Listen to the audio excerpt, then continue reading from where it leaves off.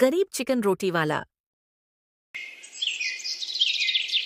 अतुल का जीवन बचपन से ही गरीबी में गुजरा। उसकी गरीब विधवा माँ लोगों के घरों में जूठे बर्तन मांजने का काम करने लगी, तो वहीं अतुल लोगों के जूते पॉलिश करके थोड़े पैसे कमाने लगा। लेकिन कुछ समय बाद पता चला कि अतुल की माँ को टीबी की बीमारी है और अब उसने बिस्तर पकड़ लिया।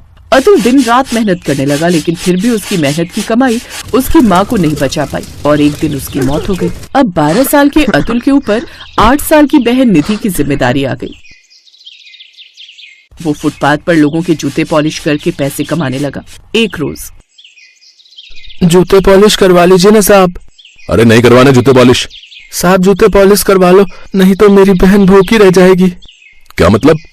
मेरी बहन का मेरे अलावा कोई नहीं है, मैं जूते पॉलिश करके उसका और अपना पेट पालता हूँ। ये सुनकर राजवीर को उस पर दया आ गई। तो जूते पॉलिश करके तुम कितना ही कमा पाओगे? अच्छा वैसे मेरा खुद का होटल है, तुम वहाँ काम कर लेना। थोड़ा साफ सफाई का काम है और ग्राहकों को खाना परोसना होगा। इसके बदले में हर महीने तुम्हें तनख्वाह मिलेगी, साथ ही तुम्हें कुछ पैसे टिप के तौर पर ग्राहकों से भी मिल जाएंगे। सच में साहब जी? ठीक है, मैं इसके लिए तैयार हूँ। वहाँ क्या क्या बनता है साहब जी? दाल मखनी, रोटी, पनीर, कोफ्ता से लेकर चिकन सब बनता है। तुम चाहो तो वहीं मेरे होटल पर अपनी बहन को भी साथ ले आया करो। अगले दिन से उसने ऐसा ही किया। वो अपनी बहन के साथ उसी दिन से उस होटल पर गया जहाँ मसालों की खुशबू से उसका मन भी चिकन खाने के लिए ललचाने लगा। भैया मेरे मुंह में तो पानी आ गया ये खुशबू सूंघते ही। चुप कर छोटी, अभी तो एक तरफ आराम से बैठ जा और मुझे काम करने दे। अतुल अब ग्राहकों को खाना देने लगा। कुछ ग्राहक ज्यादा ऑर्डर कर देते और जब उनसे पूरा नहीं खाया जाता तो थोड़ा चिकन और रोटी वो ऐसे ही छोड़ देते। जूठी प्लेट उठाकर उसमें बचे हुए चिकन रोटी की खुशबू से तो अतुल खुद को रोक नहीं पाया और चुपके से एक लिफाफे में बचा हुआ खाना बांधकर थोड़ी दूरी पर बैठी अपनी बहन के पास ले आया। फिर उन दोनों ने मिलकर वो चिकन रोटी खाई। ऐसे कुछ साल बीत गए। एक रोज राजवीर ने अतुल से कहा, अतुल, सभी ग्राहक तुमसे बहुत खुश हैं, वो तुम्हारी खूब तारीफ करते हैं, इसलिए अब मैं चाहता हूँ कि तुम रसोई का काम सीख लो। ठीक है साहब। अब अतुल रसोई में काम करने लगा। कुछ ही दिनों में उसने खाना बनाना सीख लिया। खासकर उसने बहुत अच्छा चिकन रोटी बनाना भी सीख लिया। अब सब ग्राहक उसके हाथ की बनी चिकन रोटी ही मांगते थे, लेकिन अब उसके साथ काम करने वाले दूसरे लोग उससे जलने लगे। फिर एक रोज, मैं अच्छे से जानता हूँ अतुल, ये चोरी तुमने की है। नहीं नहीं, ये झूठ है, मैंने कोई चोरी नहीं की। तभी राजवीर भी आ गया। क्यों शोर मचा रखा है और किसने की चोरी? मालिक, मैंने इसे गले से पैसे चुराते देखा है, यकीन ना हो तो इसकी जेब की तलाशी ले लो। राजवीर ने उसकी जेब की तलाशी ली तो उसमें से 2000 रुपए निकले, जो दरअसल बबलू ने चुपके से उसकी पैंट की जेब में डाल दिए थे। वो पैसे देख राजवीर गुस्से में बोला, आखिर किस चीज की कमी छोड़ दी थी मैंने? फुटपाथ से उठाकर तुझे यहाँ ले आया, फिर भी तूने चोरी की? नहीं साहब जी, मैंने चोरी नहीं की, माँ कसम। निकल यहाँ से, मैं कुछ नहीं सुनना चाहता। राजवीर ने अतुल को काम से निकाल दिया। ये देख बबलू बहुत खुश हुआ, क्योंकि वो तो यही चाहता था। ये क्या भैया, आज चिकन रोटी नहीं बचा था क्या? आज के बाद मैं कभी रोटी चिकन नहीं ला पाऊंगा बहन, क्योंकि मुझे मालिक ने काम से निकाल दिया है। क्या, लेकिन क्यों? अतुल ने निधि को सारी बात बताई।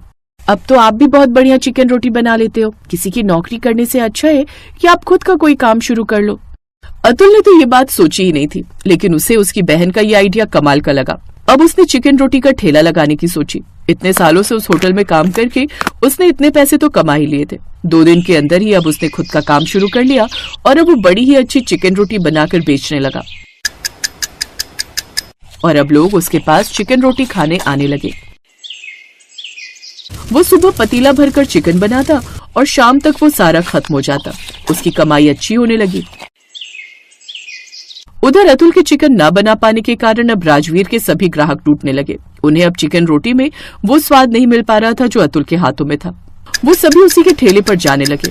राजवीर का होटल तो अब बंद होने की कगार पर आ गया, लेकिन एक रोज बबलू को उसने किसी से बातें करते हुए सुना। अरे मैंने ही उस अतुल पर चोरी का झूठा इल्जाम लगाकर उसे यहाँ से निकाल दिया था। उसकी जेब में मैंने ही चुपके से 2000 रुपए गले से निकाल कर रख दिए थे और मालिक को भी यही लगा कि चोरी उसी ने की है। अब राजवीर को अपनी गलती का एहसास हुआ। वो अतुल को ढूंढते हुए उसके ठेले पर जा पहुंचा। मुझे माफ कर दे अतुल, सभी लोग तुझे पहचान गए, लेकिन मैं ही तुझे नहीं पहचान पाया। एक बार भी नहीं सोचा कि तू ये काम नहीं कर सकता।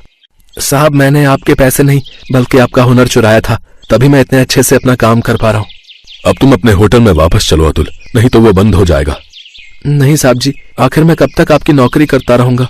गलती आपकी भी नहीं है, पर आप चिंता मत कीजिए, कुछ दिनों में मेरी बहन की पढ़ाई पूरी हो जाएगी तो मैं अपनी बहन के साथ मुंबई चला जाऊंगा, फिर वहीं अपना चिकन रोटी का काम शुरू करूंगा। तब आपके ग्राहक वापस आ जाएंगे। तेरी हर इच्छा पूरी हो बेटा, ऊपर वाला तुझे खूब तरक्की दे। इतने दिनों तक ठेले का काम करके अतुल ने ठीक ठाक पैसे जोड़ लिए थे। निधि की पढ़ाई पूरी होते ही वो मुंबई चला गया, जहां उसने उसका दाखिला एक बड़े कॉलेज में करवा दिया और उसने खुद का चिकन रोटी का काम शुरू कर लिया। उसके हाथों की बनी चिकन रोटी ने तो वहां भी धमाल मचा दिया। लोगों की भीड़ उसके ठेले पर लगने लगी। लोग दूर दूर से उसके हाथ की चिकन रोटी खाने आने लगे। उसकी खूब कमाई होने लगी। वो एक दिन में हजारों कमाने लगा। उसकी गरीबी का अंत हो चुका था और अब ऊंचाइयां उसके कदम चूमने लगी। एक गरीब चिकन रोटी का ठेला लगाने वाले का आज मुंबई जैसे बड़े शहर में खुद का बड़ा घर और बड़ा सा होटल था।